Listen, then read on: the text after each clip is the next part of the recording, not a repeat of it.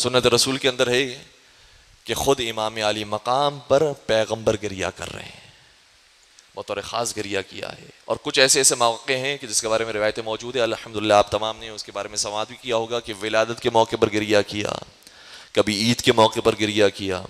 سنن ترمذی کی روایت آپ کی خط بیان کر رہا ہوں کہ جب اپنے شہزادے کو مسجد کے اندر آتا ہوا دیکھا تو کیا دیکھا کہ حسین کے بدن مطہر پر جو لباس ہے وہ سرخ رنگ کا ہے.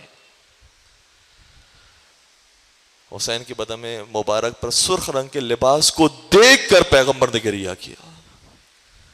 میں کہوں گا یا رسول اللہ، آج بدن پر لباس کی سرخی کو دیکھ کر گریہ کر رہے ہیں، کل ایک وقت آئے گا کہ سارا بدن لہو لہان ہوگا. یہ ساری روایتیں کتابوں کے اندر موجود ہیں. سنن ترمذی کی میں نے آپ کی خدمت میں حوالہ پیش کر دیا کہ پیغمبر اکرم نے مولا حسین کو دیکھ کر گریہ کیا ہے. اور ایک روایت جو کچھ دن پہلے میری نظر سے گزری، بڑی عجیب روایت ہے. 3 موقع پر، چھٹے سرکار شاہ فرماتے 3 موقع پر پیغمبر بار بار حسین پر رویا کرتے تھے.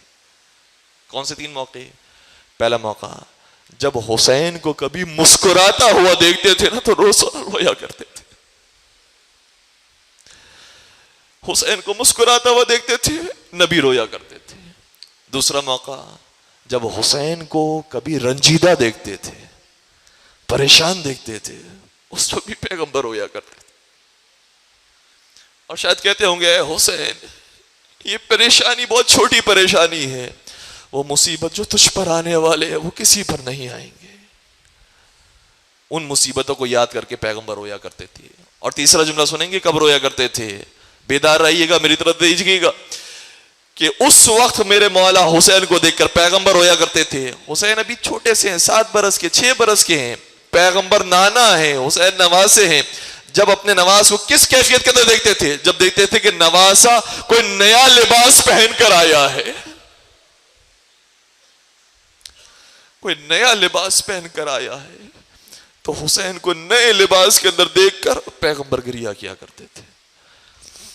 ہاں حسین، آج تو نے لباس پہن لیا. ہم میں سے ہر ایک وہ ہے کہ جس کو دفنایا گیا تو کفن کے ساتھ دفنایا گیا. اے حسین، تجھے بے کفن دفنایا جائے گا.